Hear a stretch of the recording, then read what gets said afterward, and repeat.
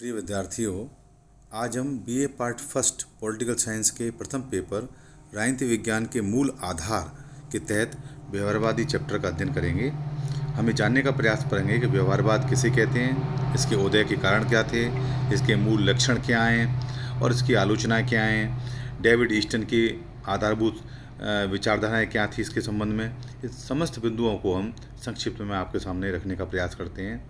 आप सभी को मालूम है कि व्यवहारवादी उपागम या दृष्टिकोण या विचारधारा का उद्भव हमें द्वितीय विश्व युद्ध के बाद देखने को मिलता है, क्योंकि द्वितीय विश्व युद्ध से पहले राजनीति विज्ञान का अध्ययन जिन अध्ययन पद्धतियों के आधार पर होता था, जिनको हम परंपरागत अध्ययन पद्धति कहते हैं, वो यथेष्ट निष्कर्ष प्राप्त नहीं करा पाए।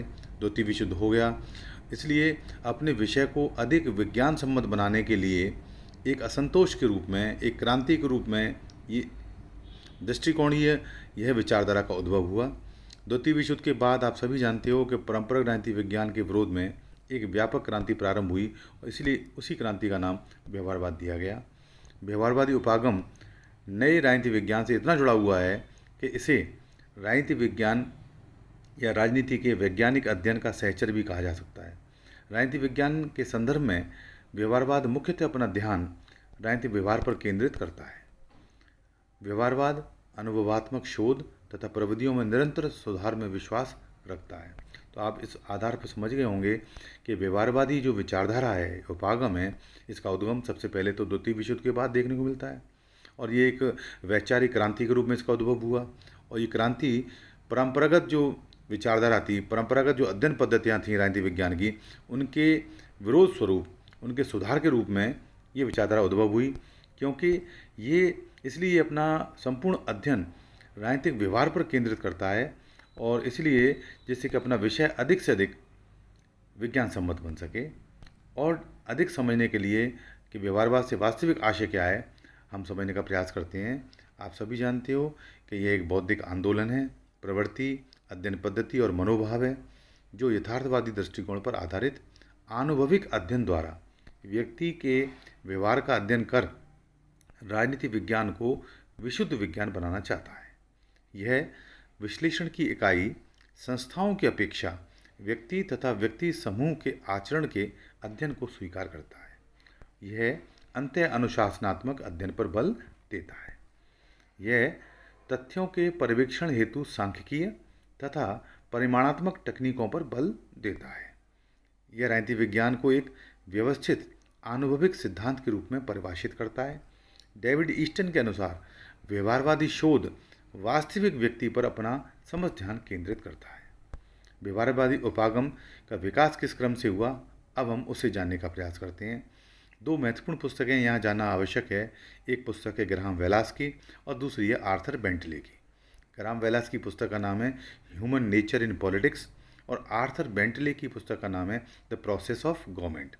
तो ग्राहम वेलास की कृति ह्यूमन नेचर इन पॉलिटिक्स तथा आर्थर बेंटले की कृति द प्रोसेस ऑफ गवर्नमेंट राजनीति विज्ञान की अध्ययन प्रणाली में परिवर्तन का प्रतीक थी। अमेरिका में चार्ल्स मेरियम ने व्यवहारवाद का नेतृत्व किया। मेरियम की प्रेरणा से सुप्रसिद्ध शिकागो स्कूल अमेरिका में व्यवहारवाद का गढ़ बन गया। मेरियम की प्रेरणा से ही विद्वानों ने विश्लेषण के लिए सांख्यिकीय तकनीक का प्रयोग करना प्रारंभ कर दिया। व्यवहारवाद के विकास में हैरोल्ड लासवेल तथा डेविड ईस्टन द्वारा जो योगदान किया गया है वो बहुत महत्वपूर्ण है। अब हम व्यवहारवाद के उदय के कारणों को जानने का प्रयास करते हैं। परंपरागत अध्ययन पद्धतियों के प्रति असंतोष सबसे पहला उसका उदय का कारण था कि जो परंपरागत अध्ययन पद्धतियाँ थीं राजनीति विज्ञान की, उनके प्रति काफ़ी असंतोष उत्पन्न हुआ कि इन्होंने राजनीति विज्ञान को वो वैज्ञानिक स्वरूप या वो वैज्ञानिक स्तर प्रदान नहीं किया जो अन्य सामाजिक विज्ञानों को प्राप्त हो रहा था। तथा ये परंपरागत अध्ययन पद्धतियों ने तत्कालीन जो चुनौतियां समाज के सामने आ रही थीं, आर्थिक चुनौतियां, सामाजिक चुनौतियां, राजनीतिक चुनौतियां, इन चुनौतियों को ये चिन्हित नहीं कर पाया अपने अध्ययन पद्धति के आधार पर और परिणाम स्वरूप द्वितीय विश्व युद्ध हमें देखना पड़ा। इसलिए द्वितीय विश्व युद्ध के बाद जो राजनीतिक शास्त्री थे, उनके मन में परंपरागत अध्ययन पद्धतियों के प्रति असंतोष उत्पन्न हुआ और नवीन अध्ययन पद्धतियों का प्रयोग करना प्रारंभ किया, जो व्यवहारवाद के रूप में हमें देखने को मिलता है। दूसरा जो कारण रहा है वो है अन्य सामाजिक विज्ञानों से प्रेरणा। जो दूसरे सामाजिक विज्ञान हैं, समाजशास्त्र, अर्थशास्त्र, मनोशास्त्र, इनसे उन्होंने नवीन पद्धतियों को ग्रहण करने की प्रेरणा प्राप्त हुई। तीसरा द्वितीय महायुद्ध का प्रभाव, और चौथा नवीन अध्ययन पद्धतियों का प्रयोग। अब हम व्यवहारवाद के महत्वपूर्ण लक्षणों पर प्रकाश डालने का प्रयास करते हैं कि वास्तव में व्यवहारवाद की मूल विशेषताएं क्या हैं, लक्षण क्या हैं। तो पहला है, अध्ययन की इकाई बहुत बड़ी ना होकर लघु अर्थात छोटी होनी चाहिए। व्यक्ति एवं व्यक्ति समूहों के व्यवहार का अध्ययन भी किया जाना चाहिए। अध्ययन एवं शोध सिद्धांत निर्माण से प्रेरित होने चाहिए। अंतः अनुशासनात्मक अध्ययन किए जाने चाहिए। मूल्यों के बजाय तथ्यों का अध्ययन किया जाना चाहिए। अध्ययन की तकनीकी एवं गणितीय पद्धतियों में प्रयोग किया जाना चाहिए। ये इसकी मूल विशेषताएं थीं। तो राजनीति विज्ञान के व्यवहारवादी दृष्टिकोण के मूल लक्षण यदि हम देखें तो खास बात इसमें यह है कि इस बात पर बल देता है कि अध्ययन बहुत बड़ी इकाइयों का, राज्य का अध्ययन है, सरकार का अध्ययन, बड़े बड़े इकाइयों का अध्ययन न होकर छोटे अध्ययन होने चाहिए। जैसे हम मतदान का व्यवहार क्या है, मतदाताओं का किन तथ्यों से प्रभावित होते हैं, या हम शासन व्यवस्था का अध्ययन कर रहे हैं तो हम प्रधानमंत्री का अध्ययन करें, या हम राष्ट्रपति का अध्ययन करें, या हम संसद में समिति प्रणाली जो कमेटी सिस्टम है उनका अध्ययन करें। तो छोटी छोटी इकाइयों का विस्तार के साथ तथ्यों के आधार लेकर के अध्ययन करें तो हम अपने विषय को अधिक विज्ञान सम्मत बना पाएंगे और अधिक सटीक निष्कर्ष निकल पाएंगे। अच्छा, अध्ययन में भी हम व्यक्ति और व्यक्ति समूहों के व्यवहार पर जोर दिया जाने लगा, इस पर बल दिया जाने लगा। पहले हम राज्य और सरकार का अध्ययन पर बल देते थे, जो परंपरागत राजनीति विज्ञान का महत्वपूर्ण लक्षण हुआ करता था। लेकिन व्यवहारवादियों ने व्यक्ति और व्यक्ति समूहों के व्यवहार का अध्ययन करने पर बल दिया, क्योंकि व्यक्ति समूह और व्यक्तियों के व्यवहार से ही संस्थाओं का व्यवहार को हम चिन्हित कर सकते हैं, उसको पहचान सकते हैं और अपने सिद्धांतों का निर्माण कर सकते हैं।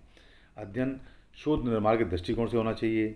इंटरडिसिप्लिनरी अध्ययन पर बल दिया गया, न केवल पॉलिटिकल साइंस के किसी सिद्धांत को निर्माण करने के लिए हमें समाजशास्त्र, अर्थशास्त्र, मनोशास्त्र, तमाम जो सामाजिक विज्ञान हैं, जो अन्य विषय हैं, उनको प्रकाश में रखते हुए, उनके दृष्टिकोण को ध्यान में रखते हुए ही यदि हम समग्रता में अध्ययन करेंगे तो शायद हम ठीक निष्कर्ष निकाल पाएंगे और सिद्धांतों का निर्माण कर पाएंगे। मूल्यों के बजाय तथ्यों पर अध्ययन पर बल दिया गया इसलिए, और विभिन्न प्रकार की तकनीकी और गणितीय पद्धतियों पर जोर दिया गया। इसी प्रकार डेविड ईस्टन द्वारा प्रतिपादित व्यवहारवाद के प्रमुख आयामों की भी चर्चा करेंगे, क्योंकि व्यवहारवादी विचारधारा को ठीक ढंग से प्रतिपादित आगे चल के डेविड ईस्टन ने किया। और डेविड ईस्टन ने इसके कुल 8 जो आयाम स्थापित किए हैं, जो व्यवहारवाद के आधारशिलाएँ कही जाती हैं, वो हैं नियमितताएँ, सत्यापन, तकनीकी प्रयोग, परिमाणीकरण, मूल्य निरपेक्षता, क्रमबद्धीकरण, विशुद्ध विज्ञान एवं समग्रता। इन सारे अध्ययनों के बिंदुओं के आधार पर हम व्यवहारवादी विचारधारा का हम विश्लेषण कर पाते हैं। अब हम व्यवहारवाद की आलोचना को बिंदुवार अध्ययन करने का प्रयास करते हैं कि इसकी आलोचना कुछ आलोचक करते हैं। सबसे पहले वो कहते हैं इसकी साहित्यिक भाषा पर अत्यधिक बल दिया है और बड़ी जटिल भाषा का प्रयोग किया गया है, जो आम विचारकों के समझ से परे होता है। अत्यधिक शब्दाडंबर हैं, प्राविधिक तकनीकों पर अत्यधिक बल दिया गया है, मूल्य निरपेक्षता का भी अत्यधिक आग्रह किया गया है, लोकतांत्रिक मूल्य व्यवस्था के प्रतिकूल है ये, अनुभववादी धारणा जो है एकांगी होती है, बंद समाजों के अध्ययन के लिए अनुपयुक्त है। बंद समाज जैसे साम्यवादी विचारधारा वाले समाज हैं या साम्यवादी शासन व्यवस्था हैं, उनके लिए अनुपयुक्त है। अत्यधिक खर्चीली पद्धति है, तो तथ्यों का एकत्रीकरण, उनका प्रमाणीकरण है ना, तो इनमें काफ़ी समय भी लगता है और ये काफ़ी खर्चीली भी पद्धतियाँ हैं। राजनीतिक व्यवहार का मापन असंभव है। किसी पॉलिटिकल बिहेवियर को आप कैसे नापोगे, किसी तराजू में तौल नहीं सकते। मानव की किसी व्यक्ति समूह की जो इच्छाएं हैं, उनकी जो उनके मनोभाव हैं, उनको आप कैसे नापोगे? नापना असंभव है। भावनाओं को नापना असंभव है। अन्य पद्धतियों के महत्व को नकारना, सूक्ष्म अध्ययन के निष्कर्षों को वृहद स्तर पर लागू करने की समस्या, ये तमाम जो मैंने बिंदु आपके सामने रखे हैं, ये व्यवहारवाद की आलोचना के रूप में हम परिभाषित कर सकते हैं। अब हम ऐसा नहीं है कि व्यवहारवाद में कमियां ही हैं, इसका योगदान क्या है राजनीति विज्ञान के क्षेत्र में, अब हम उससे जानने का प्रयास करते हैं। व्यवहारवाद के फलस्वरूप आज राजनीति विज्ञान को नवीन राजनीति विज्ञान के नाम से पुकारा जाने लगा है। चुनाव अध्ययन के क्षेत्र में, विशेषकर मतदाता व्यवहार के क्षेत्र में, इसने नवीन क्षितिजाओं को ढूंढा है। तथ्यों के संकलन, प्रक्रमीकरण और विश्लेषण करने में तथा प्रश्नावली, ग्राफ, गणितीय प्रतीकों और सांख्यिकी सारणी और कंप्यूटरों का प्रयोग कर व्यवहारवाद ने राजनीतिक शोध की नई दुनिया का निर्माण किया है। व्यवहारवाद ने राजनीतिक विज्ञान को नए मूल्य, नई भाषा, नई पद्धतियाँ और नवीन दिशा प्रदान की है। ये व्यवहारवाद के संबंध में महत्वपूर्ण तथ्य थे। अब कुछ स्मरण बिंदु हैं, उनको मैं स्पष्ट करना चाह रहा हूँ, आपके सामने रखना चाह रहा हूँ। महत्वपूर्ण पुस्तकें हैं जिनका जिक्र व्यवहारवादी अध्ययन करते समय सामने आता है, परीक्षाओं में भी पूछा जाता है, उनको विद्यार्थियों को स्मरण करना अत्यंत आवश्यक है। सबसे पहले व्यवहारवाद की प्रमुख प्रतिपादक और उनकी रचना को जानने का प्रयास करेंगे। डेविड ईस्टन, जिसकी चर्चा अभी पूर्व में की थी, इनकी सबसे महत्वपूर्ण जो पुस्तक जो ऐसे था वो काफ़ी महत्वपूर्ण है, the current meaning of behaviourism. Charles E Mariam, इन्होंने 1925 में एक पुस्तक प्रकाशित करवाई थी, वो महत्वपूर्ण है, उसको भी याद करना ज़रूरी है। उसका नाम है न्यू एस्पेक्ट्स ऑफ पॉलिटिक्स। और रॉबर्ट ए डहल, इनकी एक पुस्तक काफ़ी महत्वपूर्ण है, उसका नाम है the behavioural approach in political science. और शिबली, इनकी पुस्तक का नाम है लिमिटेशंस ऑफ बिहेवियरलिज्म। आशा है आपको व्यवहारवाद के संबंध में जानकारियाँ स्पष्ट हुई होंगी। और ये बहुत महत्वपूर्ण प्रश्न है, महत्वपूर्ण टॉपिक है, परीक्षा में हमेशा आता है, विद्यार्थी से कंटेस्ट कर लें। धन्यवाद।